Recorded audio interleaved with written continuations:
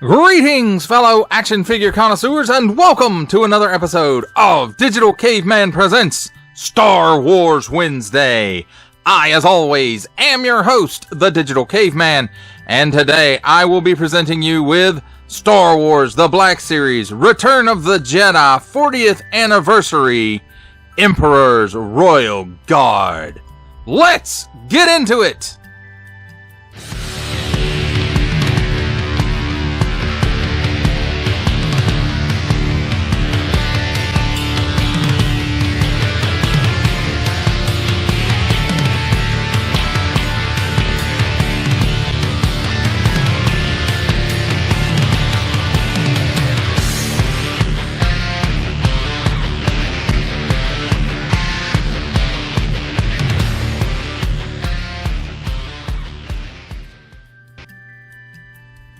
Let's start things off with a look at the packaging. And here we have Return of the Jedi 40th Anniversary for ages 4 and up. Assortment numbers. Warning! Don't stick things in your pie hole that do not belong there.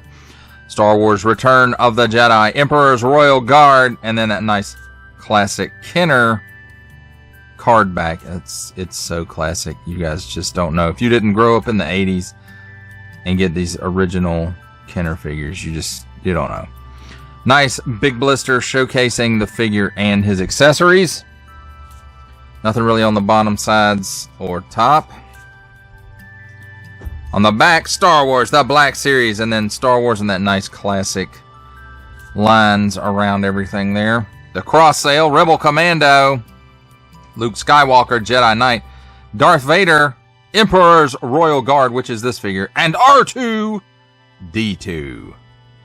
Commemorate the 40th anniversary of Star Wars Return of the Jedi with figures from the Black Series featuring classic design and packaging. And then here we have, attention! Especially don't stick things in your French pie hole because they separated it out even though it's still in here. Warning, attention, Octoon!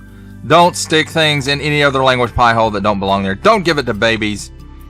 Each sold separately, subject to availability. Includes figure and 2 accessories. Small fine legalese print, made in China print, symbols I'm not going to learn, a barcode Disney print, and Hasbro print. That, my friends, completes our look at the packaging.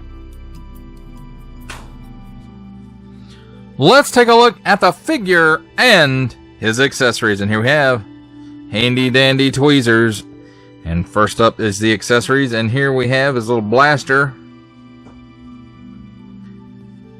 Nice molded details, nothing we haven't seen before though. It's the Biker Scout pistol.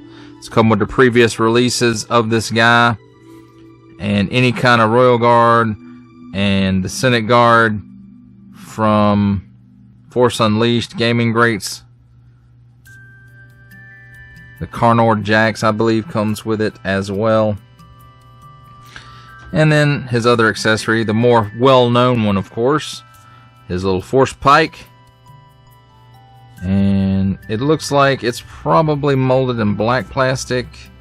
And it has a nice silver paint app on it, or it could all be paint. But nice molded detail in it. So, it's pretty cool. Now, let's take a look at the figure himself. Ooh. And here we have that nice sculpted, cool, super duper helmet.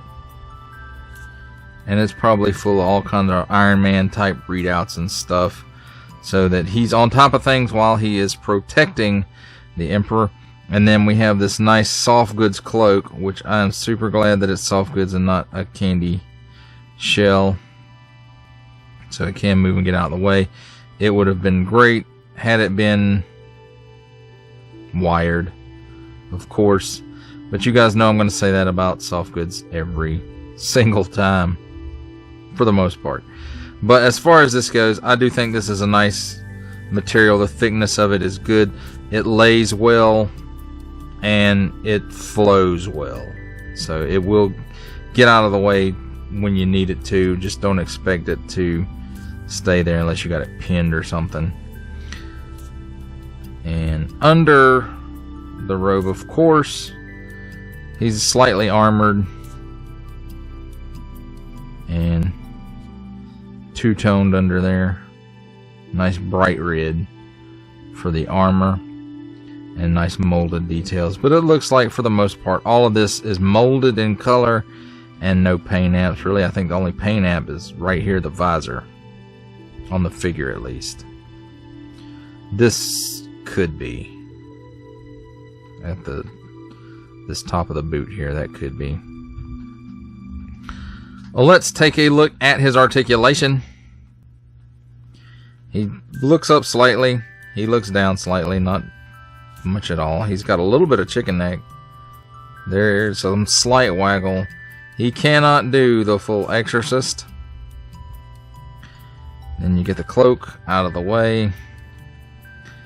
And let's see what we got going on in the shoulder.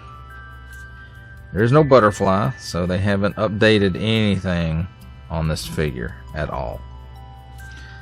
So at the shoulder, the arm comes out about less than 90 degrees. It will do a full 360 degree rotation. It has single hinge and swivel at the elbow. Swivels around 360 degrees and gives you slightly better than 90 degrees at the elbow. And at, let's see, nothing at the waist. He's got that where the chest and the abdomen meet cut, and it will do a full 360 degree rotation. It has a little bit of hula in it. He can lean back slightly. He can lean forward very slightly, and he leans left and right again very slightly. Oh, forgot to mention there's the holster for his little gun. At the hips, he'll give you that much of the splits, more on this side than this side, and I think it has to do with the holster.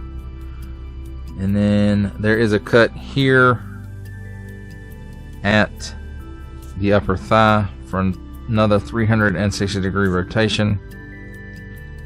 Back to the hips, he can kick forward about 90 degrees and back about a step. At the knee, double hinged pinless, no, double hinged pinned, my bad, and it will give you that much bend.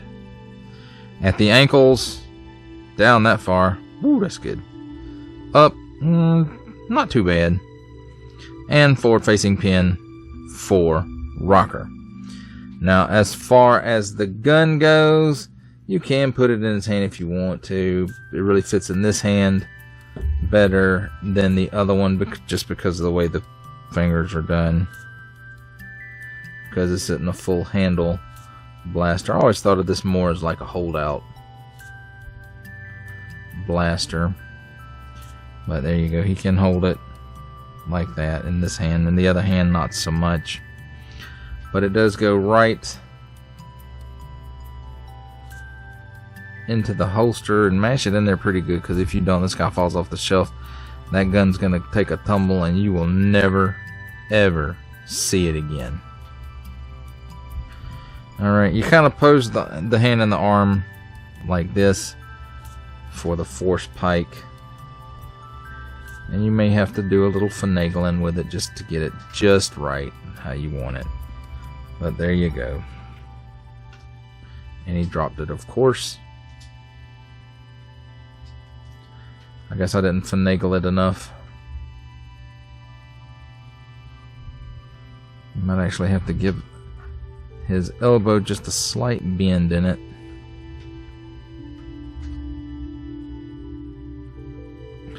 And there we go, that's better. Well, there we have it, my friends. A look at the figure and his accessories.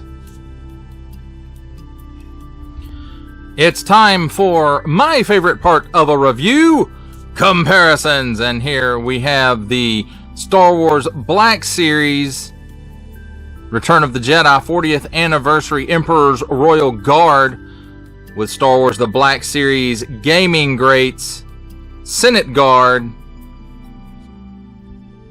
and the Black Series Archive Edition Emperor Palpatine.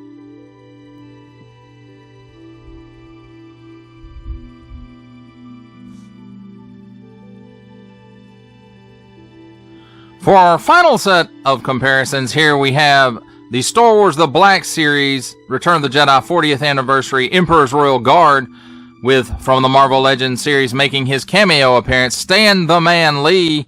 From the G.I. Joe Classified series, the Hasbro Pulse exclusive Regal variant Cobra Commander. From Star Wars The Black Series, the Archive Edition 501st Legion Clone Trooper. And for a 7-inch scale comparison, from the Masters of the Universe Masterverse line, the 40th Anniversary He-Man.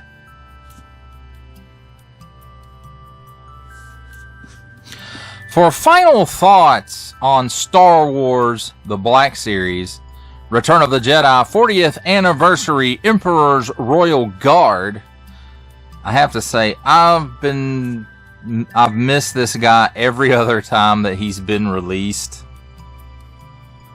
As far as this specific version of it, the Return of the Jedi, or maybe even Revenge of the Sith version, however you want to, compare this guy, say which version he is. So I've missed out. I think this is the third release of this specific mold in this specific form. Of course, we've had the Gaming Greats Senate Guard from The Force Unleashed, and we've had the mislabeled Connor Jax out of the publishing subline, and all the same body, just this one has the cloak on it that covers, like it did in Return of the Jedi and Revenge of the Sith. So I've been waiting to get my hands on this specific version of this figure for a while, and I was finally able to do it. It fell, the release fell where, I could work it into stuff, and finally got one. In fact, I picked up 2 of them because it just feels like these guys should be in a pair. As far as the figure itself goes, there's really, they didn't change anything. At least that I can tell from pictures. It seems like just the same, it's just a re-release, a repackaged re-release. And that's okay, because that's, that's what this guy is. It would have been nice to have, the pinless stuff going on here, but that's beside the point. And overall, I have to say, it's hard to really tell what's going on under the robes. But, I mean, that's the point of this guy, I suppose, is you don't know how dangerous he is because you can't really see what's going on. All you can see is that cool-looking helmet and the cloak and his force pike.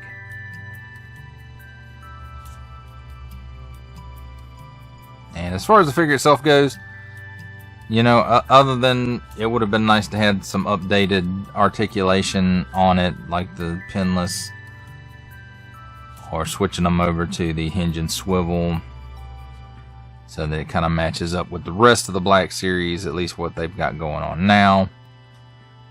That would have been nice, but it's just nice to have a couple of these guys in my collection for display purposes.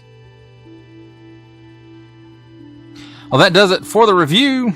I hope that you enjoyed it. I enjoyed making it. Only support from viewers like you make this programming possible. Each view does count, and I do appreciate each and every single view that I receive. Thank you, and thank you so very, very much for supporting this channel through viewing. Comment below, like, share, subscribe if you'd like to see more reviews or just help the channel out further, or both, that's even better. And don't forget to ding that bell so that in the future you will be notified as my new content becomes available. That's a wrap, folks. I'll see you next time.